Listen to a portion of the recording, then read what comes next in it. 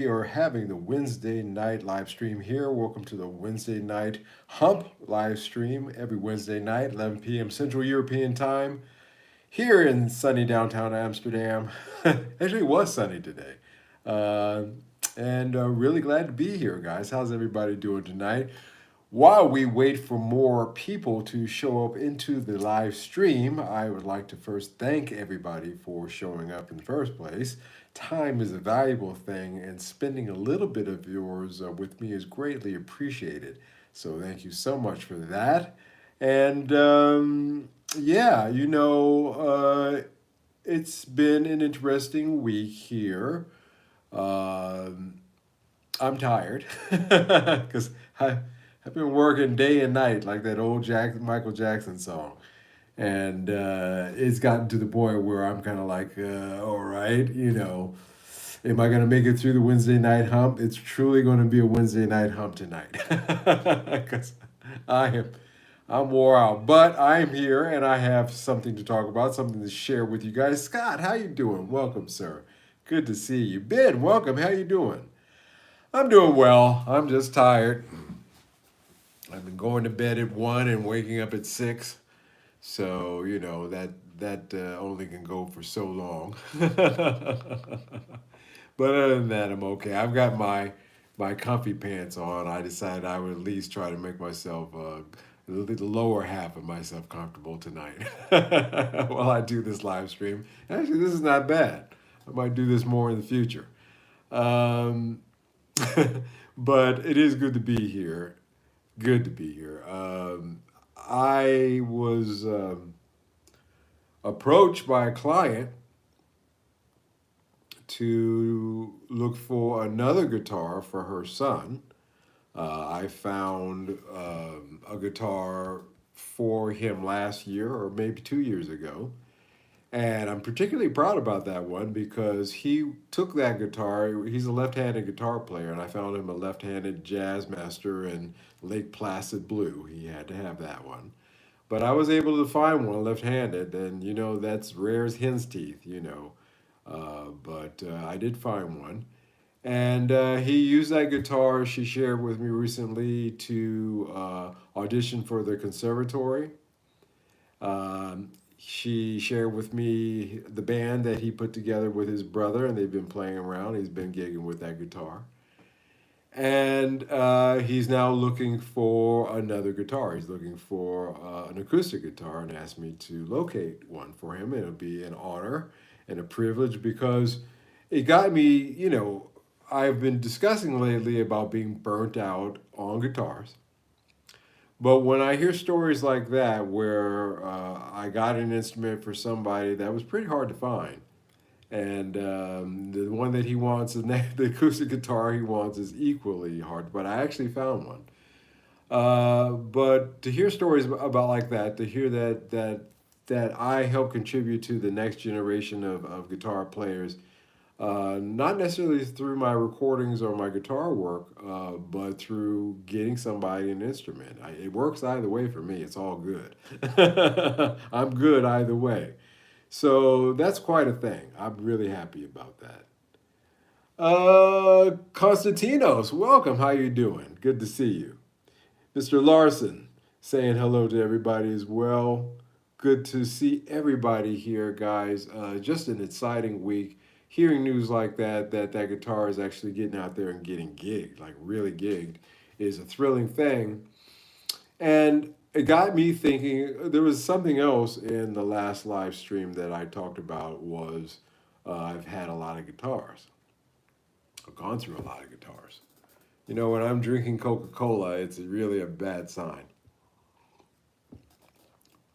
especially at 11 o'clock at night, but I'm not a big coffee drinker, so we'll do with this. It'll get me going. At least it'll cut me through the next hour, I hope.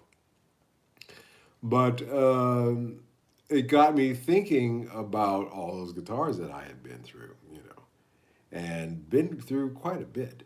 And I've learned a few things, and I really haven't talked about that too much. So tonight I titled the live stream "What I Learned from Buying and Selling 100 Plus Guitars," because it's true, I have, and the last 10 years. And you know, I am a catch and release guy.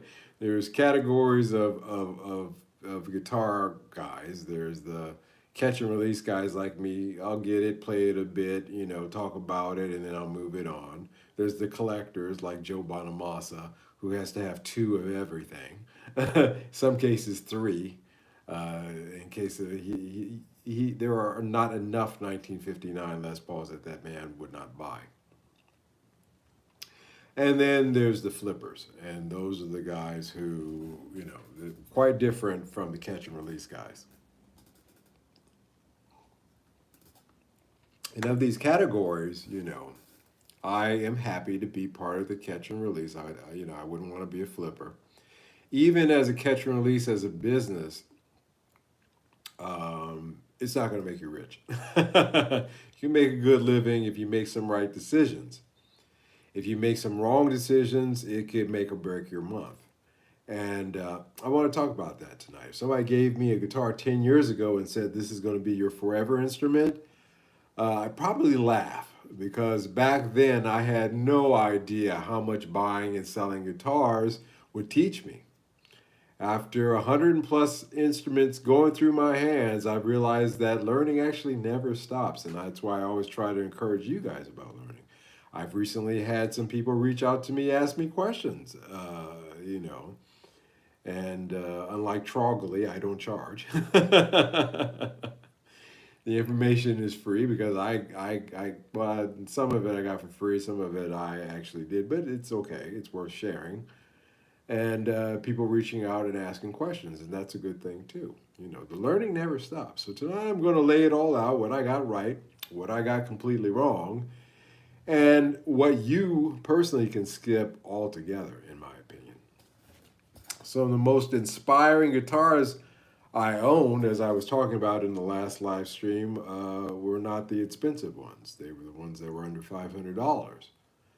Now, to set the tone for tonight's discussion, let's get a few definitions in place. A higher price often means cleaner, newer, or branded. But do not equate that, as I was saying in the last live stream, to tone or feel. And tone and feel, by the way, I will repeat for the cheap seats, is quite a subjective thing in itself. So keep that in mind. Now, let me keep up with Scott says something. I always want to hear what Scott has to say. They say you can't take them with you when you die, but I tell people I'm going to build my own coffin out of my guitars. I hear you. I love that phrase, you can't take it with you. Like you can't get to heaven on the toilet stool because God ain't got no Scott tissue. That's what I learned as a kid. It's kind of along those same lines. I had that Greco that one Greco custom, that Black Beauty custom from '77. You can check it out in my regular content if you haven't already. And I have to say that that's the closest thing to Les Paul perfection that I've ever had, played or heard or felt. But again, that's subjective. But for me, I'd have to say that Greco Les Paul custom outperformed all the USK Gibsons that I've had, and I've had a few. And so that's the first kind of aha moment, or one of them, where I say, wait a minute, this thing is this price, and that thing was that price, and this thing kicks its ass. And you start drawing those connections in your brain. So real value isn't the price. It's kind of what my takeaway from just that one example of that one guitar. Mr. Wu, what's up, bro? Are you familiar with the kingdom of Khazara? Khazara. That sounds familiar to me. Yeah, but I'm not going to say yes, so no. Make sure not to use the acoustics for the bottom of Scott. And you'll fall right through. No, sorry, don't know that one. Okay, thanks for the response. No problem. If you catch me on the right time and when my brain is working and not in guitar mode, I might actually be able to pull something out of my home file on that one. It rings a bell, but not at 11 o'clock when I'm trying to get through this one, so sorry. Now, you buy for feel, not spec sheets, by the way. You don't let yourself get obsessed with woods, weights, and neck profiles. You got all these guys. Well, I don't want it because that neck profile just isn't right, or it's not a proper telly if it's not unless it's under 8 pounds or something like that, or strats under 7. And I know for a fact that the guitar that Randy Rhoads played, he had his V, but he also had his custom. Those things were boats. I had the pleasure of holding in my hand a V from the same year that I'm sorry, not V, custom, same year around thereabouts as Randy Rhoads in terms of the production line. And that thing was a friggin' boat. Okay. And a, yeah, a very expensive bow, but boy, he made that thing sing. And some guys will tell you, well, if it's over 10 pounds, I don't want to play it. Well, again, a subjective thing, but don't get caught up in the spec sheet of things like it's supposed to, because maybe that 10 powder, the neck feels right on it. Specs don't always translate to musical inspiration either. I've bought guitars that were supposedly perfect on paper and sold them a week later because it just didn't work out for me. Recently, again, I talked about the differences between the Squire Classic Vibe and the more recent Aria Pro 2, and just really saying on paper again, you could see where one was trying to be the other. Not to put one down over the other. Just again, I don't want to say that classic vibes are bad guitars; they're just overpriced. But just in terms of the specs alone, there was what it wanted to be and what it could have been. And that's another kind of aha moment that I had that, you buy for feel, not for the spec sheets. You know, play the guitar, not the specs. Of course, when we're buying online, sight unseen, not touched, and somebody is going to select a box out of a warehouse, uh, put it on a trolley, take it down to shipping, and then eventually it'll wind up on your front door. Spec sheet is really all we kind of have sometimes, but that can be dangerous. You know, that can be dangerous. Now, one of the things that people always ask me is about what actually holds value over time. As you know, I'm a specialist in vintage Japanese guitar, so I thought I would talk about that a little bit. Some action over here in the chat. What we got? Eli Bowman. The goat, he is him. Hi, how are you doing, Eli? Nice to see you, sir. And Scott says, my new Corona V has a neck as big as a coffee mug. Oh yeah, man. That Corona Flying V had a thick, what I call a true baseball neck on it. Bat neck, half a baseball bat. It reminded me of the Love Rocks guitar that I tried 10 years ago. It's also here on the channel. You can see that video when I was living in Singapore. Two of the thickest necks I've ever, but 58 necks are pretty much well like that. And the 57 as well. The 57, 58 necks, those are chunky. Those are chunky. So, EMG, hey, how you doing? Nice to have you here. what holds up in value? You know, Greco Tokai and Fender Japan. Um, Now, when I mean retain their value, I mean really retain their value. I mean over time. These guitars were built to specs that, quite frankly, are costly at best, out of the range of mass production a la Indonesia these days.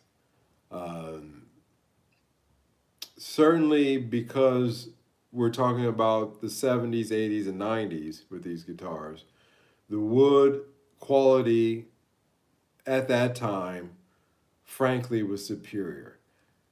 I always talk about how over time things get a little less, a little bit less, a little bit less. And the quality woods that they had freely to select from 30, 40 years ago, 50 years ago, aren't available as freely or have restrictions on them these days. And the true value, what I'm talking about, you know, whether it's a $200 vintage Japanese guitar like the one I just got, or a $2,000 one like some of the ones I've had through. It really is retaining its value in terms of its build, its quality. That's where the real value is at. Condition versus originality affects wholesale and resale prices, of course. So you want to try to get them as clean as possible. One of my things is I try to, and I search very hard and work very hard to find the cleanest examples of these guitars that I can find, all in their original condition. Seamus, hey, how you doing, Mr. O'Brien? Good to see you. Welcome, welcome. Cheers to you. Thank you for showing up, man. Um, and that's half of my battle. That's half of the work that I put in. Boy, I need a haircut. I think tomorrow I'm gonna get myself a haircut. I'm glad I have this show to make me look at myself and realize how terrible I look. But you guys don't seem to be too mindful of that, so I guess I'm all right. You know, I got into refurbishing. I started really working on these guitars over time and learning how to do rehabilitation, is what I like to call it. I like to rehabilitate these guitars. I just got finished with that Greco bass from 1978.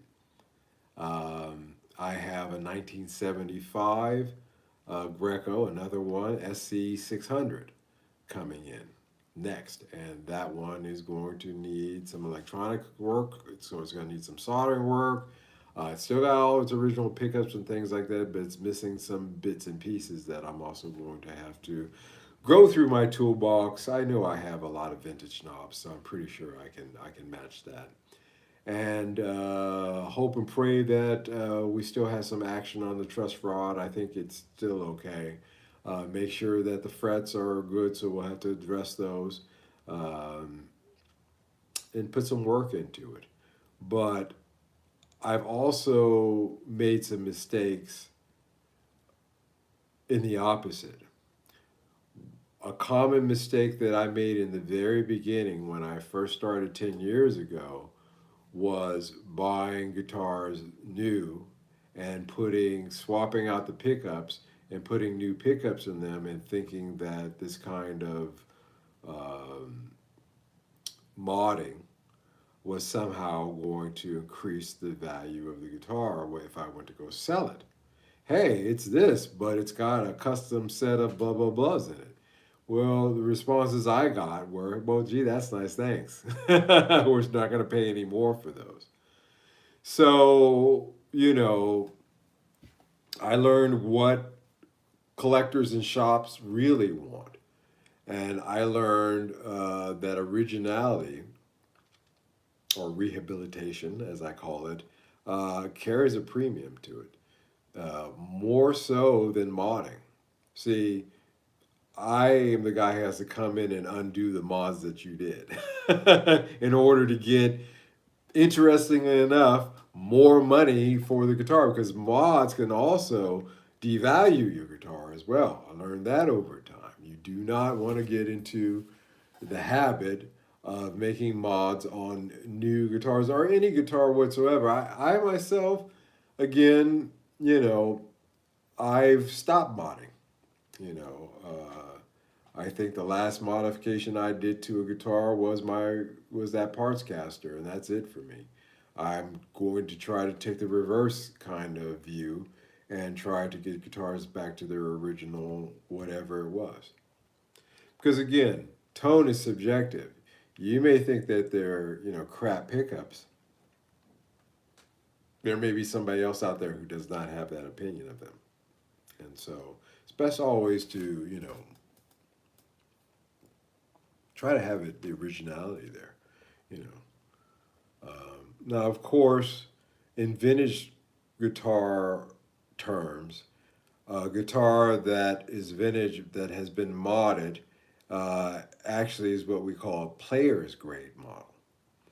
And you can see that with a lot of the late 60s and up into the mid 70s Fender guitars, for example, that were swapped all the way around, new different necks, different pickups, different bodies to the, things like that, that still are considered vintage, but because of the modifications that were made decades ago to them, they're considered to be players grade, or not necessarily decades, but usually in the case of Fenders, like that, the vintage ones, they're considered players grade. So then you have to ask yourself, do you care more about originality or playability when you're buying that kind of vintage instrument? So I throw that out there because those are things that, if you're new out there, you got to be careful with the guitar. You better love it the way it is than try to, put lipstick on a pig. Is that the old saying? Trying to put lipstick on a pig? Instead of trying to do that, you better learn to love it as it is, the way it is, or let it go. That's my advice. That's one of the things that I've learned. And speaking of repairs, you got to learn what to fix and what to leave alone. You got to know when to hold them. You got to know when to fold them. You got to know when to walk away, know when to run. You have to understand that some repairs add value, others don't. In this crazy, insane world, hey, Run Riot, how you doing? Hey, Phantom, how you doing? No, I wish I was. No, actually, I don't even know who that guy is. I'm not even sure that the guy you guys call Dave Chappelle is Dave Chappelle. Look that one up. Get into that rabbit hole. Um, Rust, fret polish, jack replacement, stuff like that, that's a plus because, regardless of which, you got to be able to play it and, plug it in and get some sound out of it. In this crazy world of relicking and whatnot, actually, though, sometimes, you can make some choices to make something look better, but actually you can do yourself a disservice because somebody may like that headstock where the decal is kind of broken. Well, I can go and buy a brand new decal and put it on there and well, no, because now it's a super new decal on an old guitar. It doesn't look right, and that actually devalues it. You have to start thinking about things like that as well. Mike, does it make sense to mark the guitar serial number on the bottom of the neck to know down the road that it's original? Sure, they used to do that all the time, but, honestly, we've been through this. Back in the 70s, man, you had guys, oh, wow. Oh, God, I'm just too tired to look it up. But you had guys like that dude in Vegas who was even thinking that diabolical. And he was he was putting stuff like doing stuff like that in order to even fool the people that he was, fooling. I don't know. So it's it's not a bad idea though. Battery fins, routed bodies, cheap hardware mods. I'm going. I'm going to replace the tuners on this 1977 Greco, but I'm going to put on a pair of cheap Temu tuners on it. That's not going to fly. That's not going to fly. You're going to have to, like I have and like I've done, you're going to have a source where you can get some old Greco tuners. They don't have to be exactly that year because there's periods of time where they're pretty much well the same. But you're going to have to source original parts. You're not going to get away with cheap, restoration work. And so you better be doggone sure that that's something that you can do. Great, you got the guitar for XYZ, but what if it cost you, 2 times XYZ in order to get the parts to, get it back up to snuff? Doesn't make sense.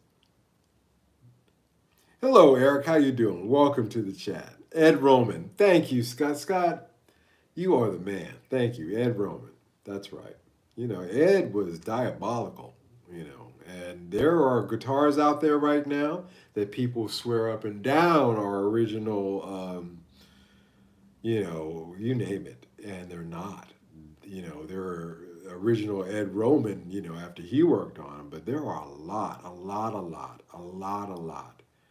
And, it's crazy. Seamus gets the credit too. Yeah, thank you guys. Appreciate it. Thank you, Seamus. Thank you, Scott. Dang, haven't thought about Ed Roman in years. Yeah, I always keep him in the back of my mind when I have these discussions because he is the quintessential classic case of the luthier that I was talking about from the 70s. But he's the one that we all know about. There were 30 other guys across the country at that time, across the world, frankly, that were doing the same thing, especially in the 70s. Again, to the insanity where they were pulling out those holy grail, PAF pickups and putting in, early, not Duncans, whatever. Boy, this is what happens when I am just dead out exhausted. My home file zips up tight. I can't think of anything, stuff that should be there at the top of my head. Super distortions. Should be at the top of my head or not.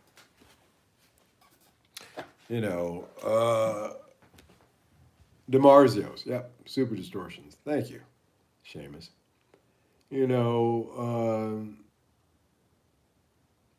Restoration is worth it though. I have stuff like this. This is the original pickups, knobs, everything from a 2001 Squire.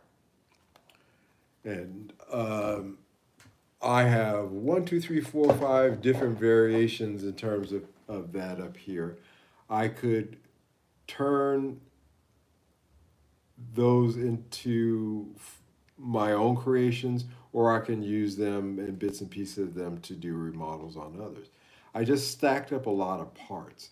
And not only that, but also tools and sandpaper, a lot of different stuff. And I've learned that if you can learn to do your own setups, if you can learn to do your own simple fixes, say you got a guitar that's got a dent in it.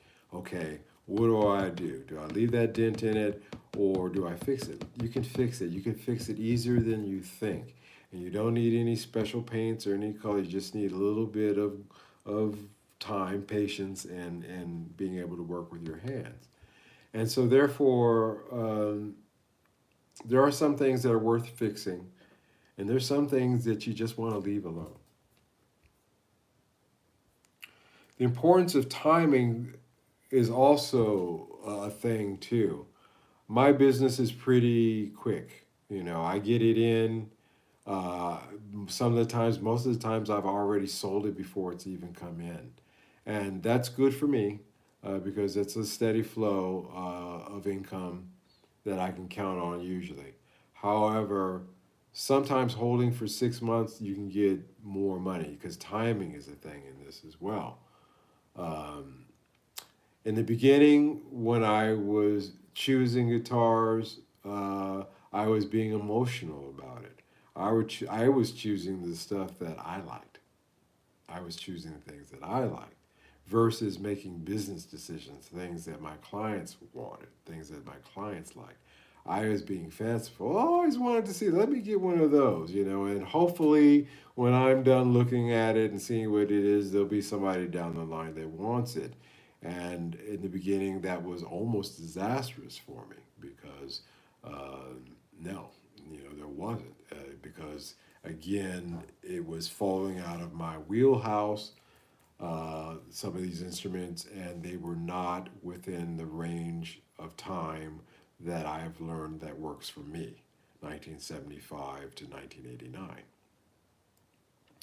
So, emotional versus business decisions, I've learned myself. How can you put that in your kind of workspace? I think that you should always look at a guitar and try to take the emotion out of it if at all possible first and look at it very coldly, very succinctly in terms of a business decision first. Is this something that's worth my money? Is this something that, you know, I really need? Am I good right now? Things like that. Maddie Two Hats, how you doing? Scott says the story I know was that Ed made counterfeit guitars that were so good they would fool the experts. Yes, that's exactly the story. Not always. Not always. Some of them were pretty crap. If he didn't like you, he'd send you some crap.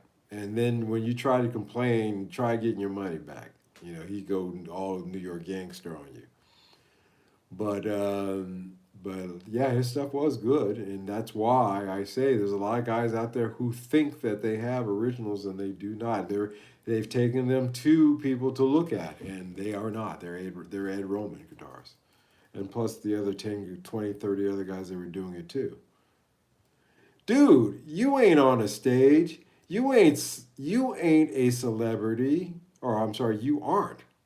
All right, dude, you aren't on a stage. You aren't. I'm sorry, it's really small writing, and I have very bad eyes. You aren't a celebrity, a scientific. What is a scientific or anything? Don't talk that way, Cantemir, sir. You have to explain to me what is a scientific, and then we can talk about the way that I speak. I just looked him up and it says he's still in business. No, Ed Roman died years ago. He died. He's long gone.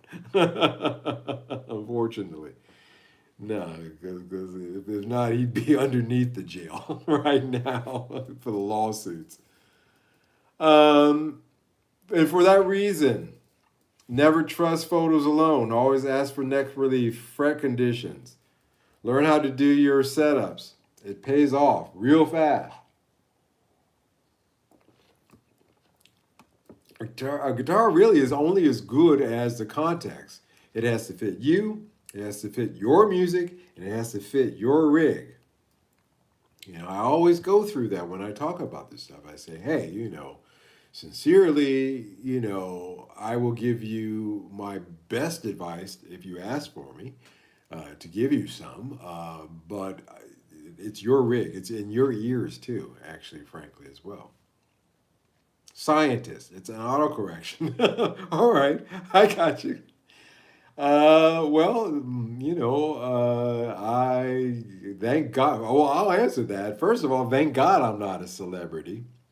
You want to be a celebrity so much, so bad? You think that's such a great thing? You think that's something to be, you know, to idolize or to aspire to?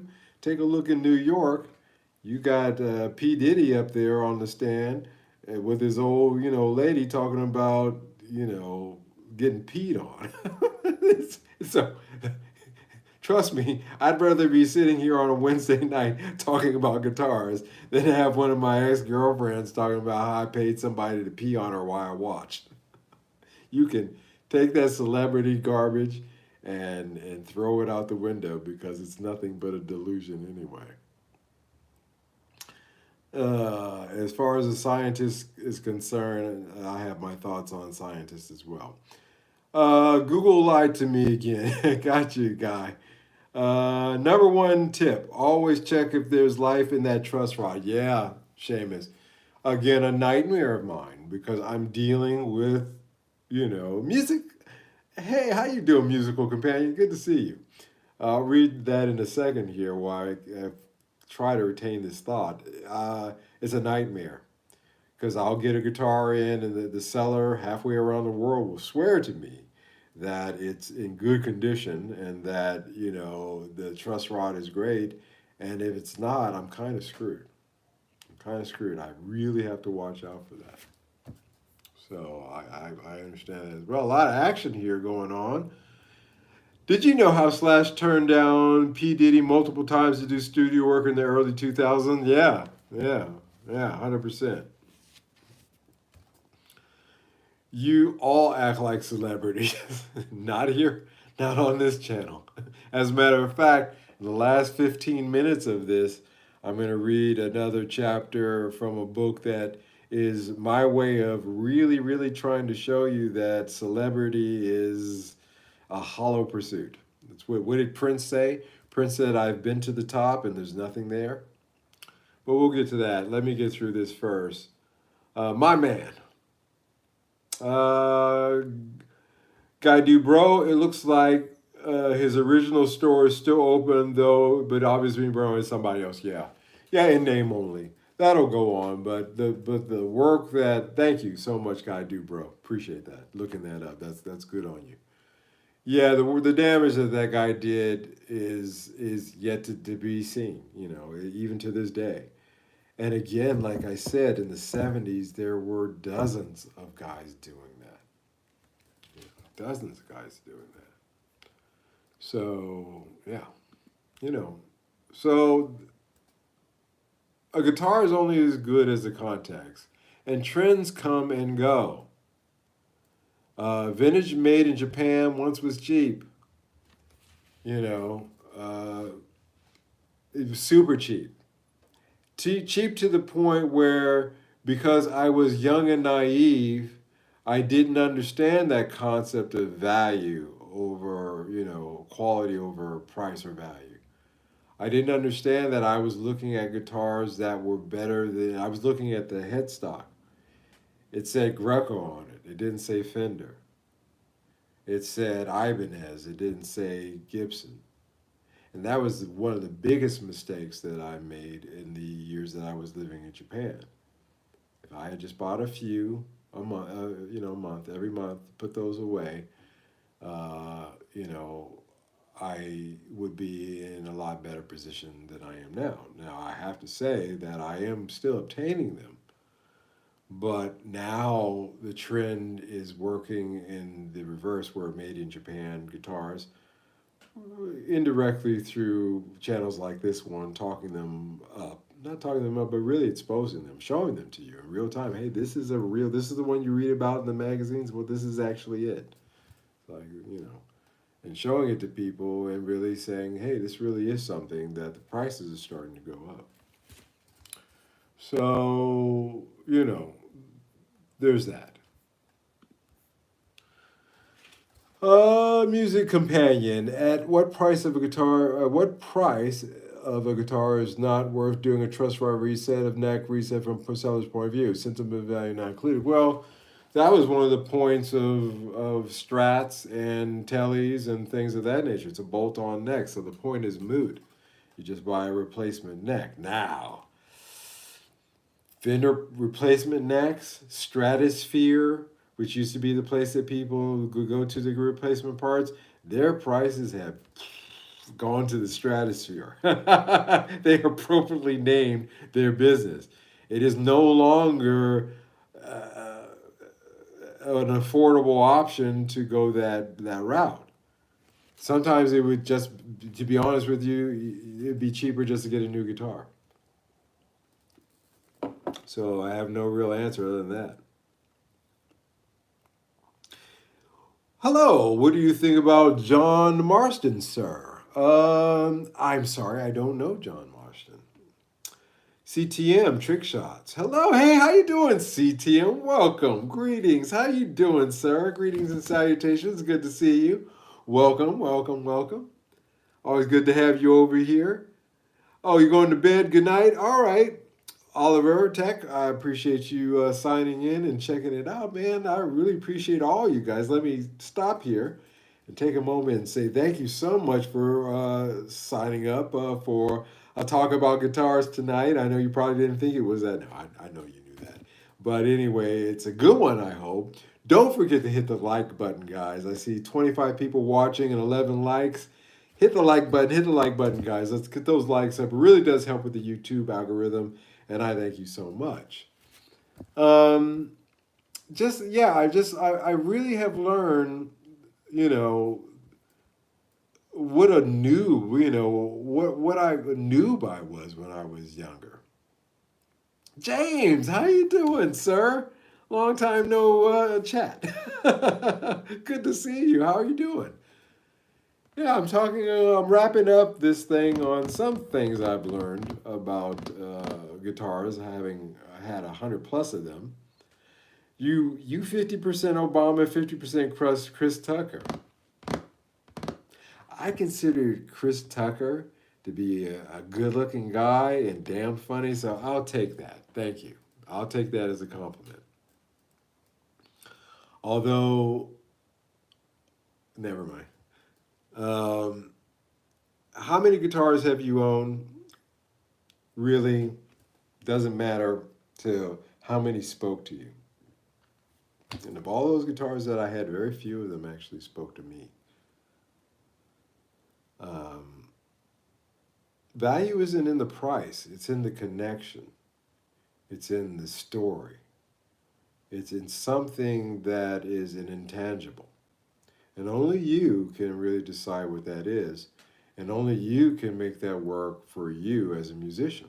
It's really for you to find that out. Now, I'm not saying you have to go through 100 plus guitars like I have in order to learn how to do that. I hope that tonight's discussion will sort of, again, like I said, show you some things. A guy will show you two things: what to do and what not to do. And it's up to you to discern, which path you want to go. And I hope tonight's discussion really helps you, stop looking at the headstock and start looking at the quality. That's really what that boils. It's really what I learned. It's really what I've learned. Glad you've become a good sport about the spam. Oh, I always have been a good sport about the spam. It doesn't bother me. Sometimes some guys will come in and actually crack me up. Some guy said, it's my daughter's birthday. I was wondering if you could read her name out for me. Her name, I need a blowjob or something like that. That cracked me up that night. I like that stuff. So if you're a funny spammer, you can stick around. If you're a racist, or, which in my case, I'm of British ancestry. So, make something out of that. Hey, where are you from? I'm from right here, Amsterdam, 11:40 p.m. on a Wednesday night. Can't stop playing music. Glad you're being a good sport. Yes, sir. Just 100%, 300 plus. I haven't found the one chasing the dragon. Yeah, Jamie, I hear you. But again, it's like that movie, Leaving Las Vegas, where at the very end, Nicolas Cage character, just as he's about to die, rolls over and looks at the girl and goes, huh. Like, I've had what I've needed here all along. Yet I drowned myself in other things. So you may already have what you want all along, Jamie. It's hard to say. What's my all-time favorite guitar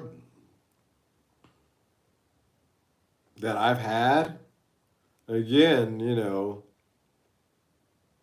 I miss my, as cheap as it was, 'cause it was a low end, the cheapest uh, guitars. It was basswood body that Fender Japan made, but my Telecaster Monica Butterscotch that I did most of my recording on, I really I miss that one. And that was the best guitar that I had. It really was good. Played a lot of good music on that too. King Lazar, I'm writing to you from Switzerland. Greetings. I don't understand English, so I have no idea what your answer was. uh, my answer, King Lazar, was thank you. It was a compliment. It was a good one. Thank you so much. Any local Amsterdam bands making waves? Yeah, I lived within walking distance of of quite a few venues here. But the local music scene, not so much. And that's a good segue because I would like to jump into, in the last 15 minutes of this, I want to go back to the novel that I've been reading to you guys. Speaking of the music business industry and how evil it is. Can't Stop Playing Music. I sold a G&L Legacy Tribute. That was a great guitar, but I started chasing name brands. Tinfoil Hatter. Hey, Sotero, how you been? Yeah, I guess I've been chasing that guitar in a way in terms of tellies. I think this Ario Pro 2 that I got kind of works.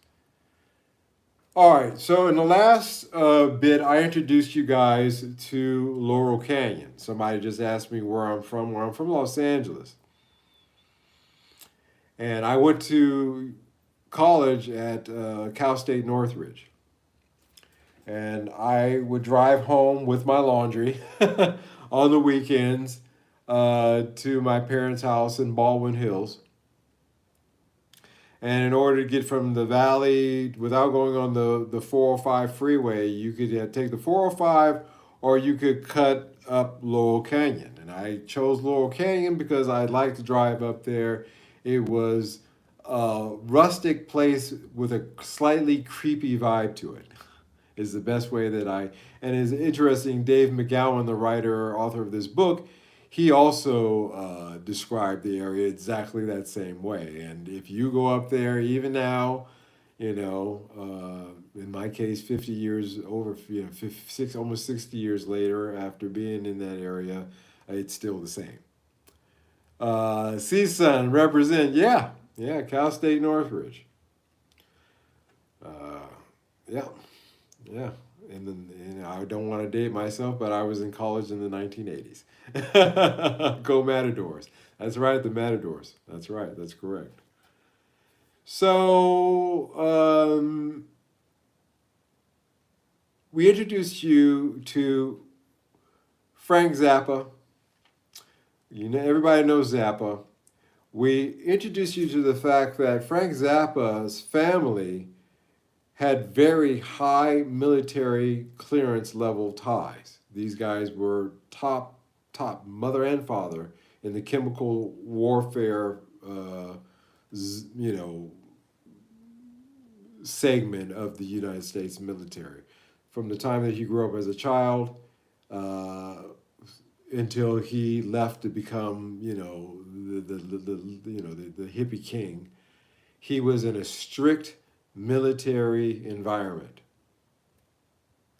Then we introduced you to Jim Morrison. Same story. Admiral Morrison, his father, started the Gulf of Tonkin, was responsible directly behind the Gulf of Tonkin incident that we now know was a false flag. Somebody was saying, to me the other day, they caught the live stream and they said, well, wait a minute. So that's understandable. Jim Morrison hated the fact that his dad was involved in starting this war, so he wanted to protest against it. I said, okay, so you got a guy who's all his life has lived in a strict military environment, son of an admiral, who gets pissed off that his dad does a false flag, goes to LA 1 year later from said event, starts growing his hair out, forms a band, gets a record contract, gets distribution, and just so happens to be doing this in an area where the music scene that would set the pace for the next decade is forming. Okay? It's like, again, Jim Gordon says, I'm a detective. I can't afford to believe in coincidences. That's too many coincidences. Far too many. Far too many. Mothers of creation versus father of destruction. Exactly. One more person, two more people directly around Frank Zappa was his manager, a guy named Herb Cohen. And Cohen was a former U.S. Marine. He spent a few years traveling the world before his arrival on the Laurel Canyon scene. Curiously, some of those travels took him into the area of the Congo in Africa in 1961, at the very day and time that the leftist Prime Minister Patrice Lumumba was being tortured and killed by the United States CIA. Not to worry, though. Cohen wasn't in the Congo on some kind of nefarious intelligence mission. No, he was there, on the contrary, to supply arms to this rebel group. You know, so your manager is supplying arms to rebel groups in the Congo.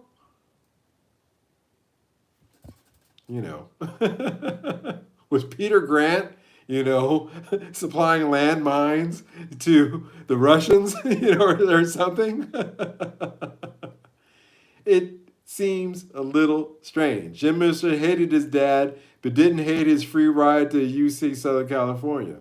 Yeah, he may have hated his dad, but he didn't hate him enough to become the counterculture to the culture that his dad helped create. In other words, it was a controlled culture on both sides, is the case that David McGowan is trying to build here. Now, let's not be done with Frank Zappa yet. Here is another connection. So connections. Those detective stories where you go in the room and the guy's got a pin leading to this picture, and then a thread leading to this, and then a connection board. Start drawing connections. Well, Frank Zappa's wife, Gail Zappa, her original name was Adeline Sloan. It wasn't Gail Zappa, it was Adeline Sloan. That's how she was born. Now, Adeline hails from a long line of career naval officers, including her father, who spent his life working on classified nuclear weapons research for the United States Navy. Gail, Adeline, herself once worked as a secretary for the Office of Naval Research. So, somehow or another, she ended up in Laurel Canyon. But by the way, Gail has another connection to Laurel Canyon in the fact that she and Jim Morrison, as children, went to the same naval kindergarten school. And there is a story. It is claimed that as children, Gail once hit Jim Morrison over the head with a hammer as children. So now you have all children of high-level military people who, and a CIA handler manager in the case of one, and they've all moved into this Laurel Canyon area. Totally normal. Happens all the time. Nothing to see here, folks. It's just a coincidence that Gail and Jim Morrison went to the same kindergarten. Yeah, not halfway, on the other side of the country, in Maryland, and somehow or another they end up here. Come on. Totally normal behavior. Nothing to see here, Maddie says. Yeah. I'm late, guys. I've been in studio today. Hey, Michael, that's a nice place to be. How did that work out today? How was your session? We're talking about Laurel Canyon here, wrapping it up here tonight. Totally normal stuff. All right. So let's move on to Papa John Phillips. I touched on him a little bit. He started out the hippie movement there in San Francisco. He was the writer of the song that was the theme to the flower hippie movement up there, which was San Francisco, be sure to wear the flowers in your hair. And that rose to the top of the charts.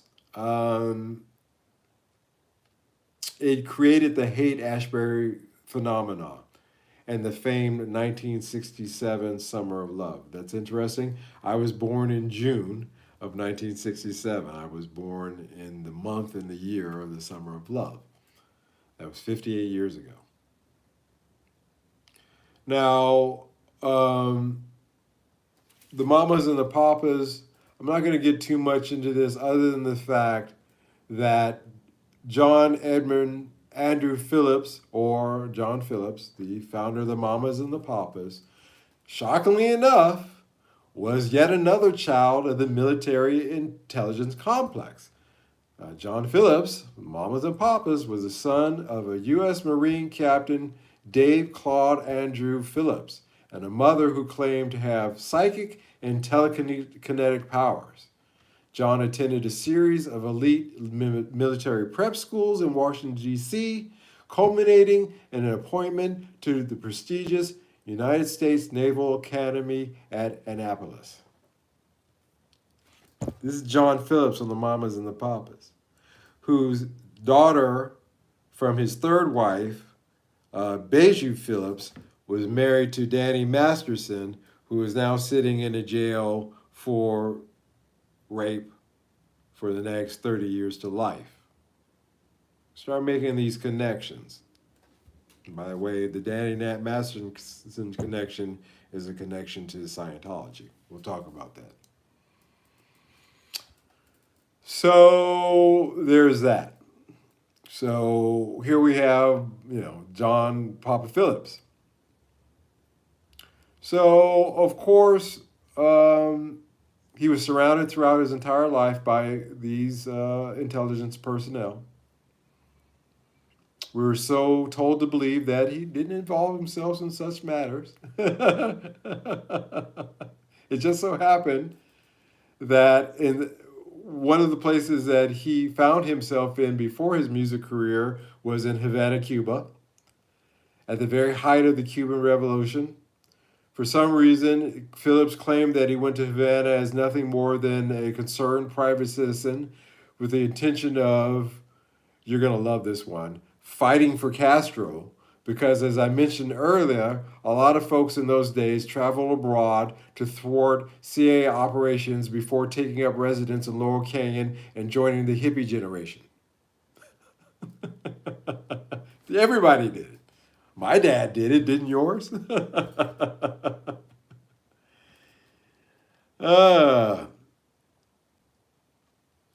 Technically, almost everyone in the United States is related to someone in the U.S. military. Yes, Sheik. I myself, again, I come from a military family myself. My grandfather was a Tuskegee Airman. He was a chaplain for the Tuskegee Airmen. My father was also a captain. He flew A-4s in the military. My mother was actually a higher rank than him.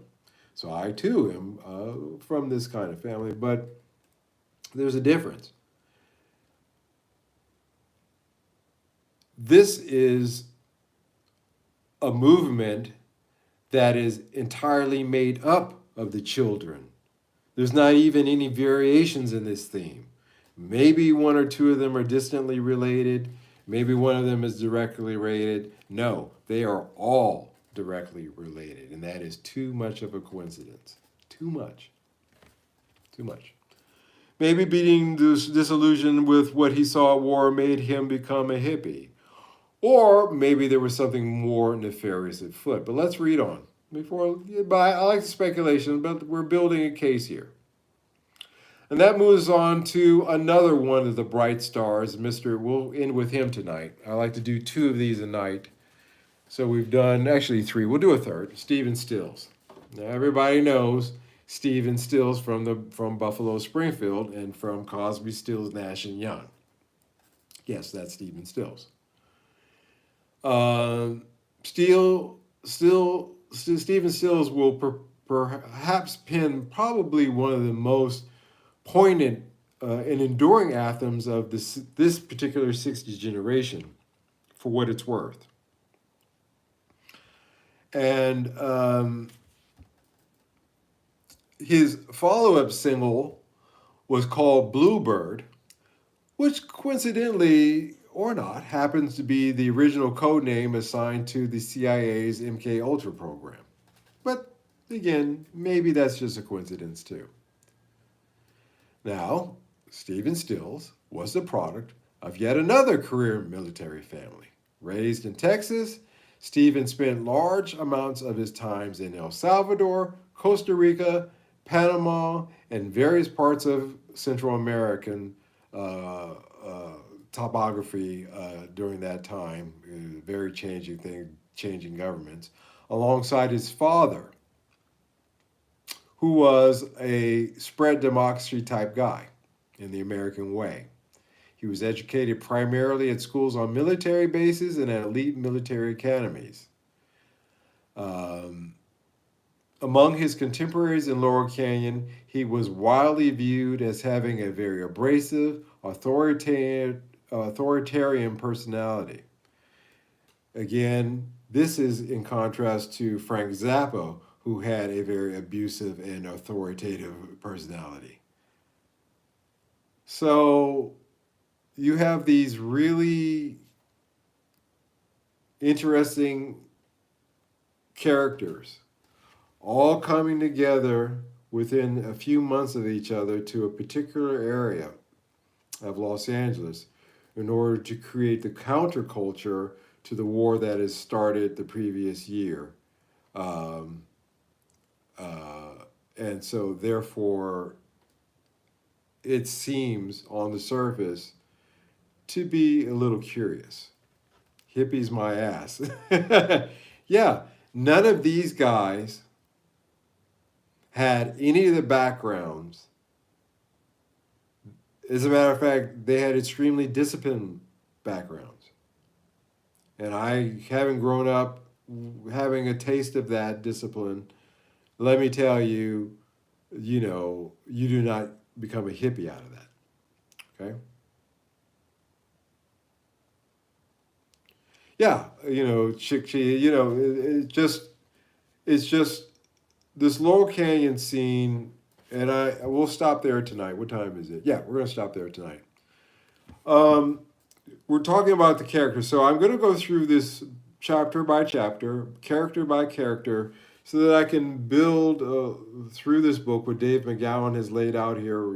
He died mysteriously, by the way. I want to throw that the author of this book died mysteriously, guys. And it's hard to find a copy of this too. You can find them, you can buy them, but it's not an easy thing to locate. But I will go through these characters. I will go through, as Dave McGowan has supplied us the research here, the backgrounds of their families, their personal habits and backgrounds and things like that. And I want you to start to understand that the LA music scene was a complete psyop. And we're going to learn through the course of this book and going through these chapters, it's even more diabolical than that. And the connections and ties to, Manson, he operated up there. And a lot of cults like the Process Church and things like that is going to come up. So we're going to talk about that. I'm going to talk about that. But I think that's enough for tonight. Let me catch up here. They got the youth to tune out and drop out so the war machine could go on unopposed. Correct. Sitting in the ER lobby, my brown eye is gaping. Pray for me. All right, warrior. That's funny. Awesome stuff, Mike. Great show. Music Companion. Name of the book before you go. It's Weird Scenes Inside the Canyon by Dave McGowan. Weird Scenes Inside the Canyon by Mr. Dave McGowan. Best of luck, warrior, with that. All right, guys. Thank you so much for that. I'm going to go to bed. So I will see you this Sunday, and hopefully I'll have another video for you on my regular content between now and then. if I get some sleep. Until that one, you guys take care. And thank you so much, guys, for showing up and putting up with me. I know I'm a little kuda paw out of it, as the Japanese say, but I hope we made it through this one. And I'll be a little fresher on Sunday. Hopefully, more well rested. All right, guys, take care. Thank you so much. Thanks, Scott. Thank you, guys. Thank you, Maddie, for moderating. Thank you guys so much. Bye bye.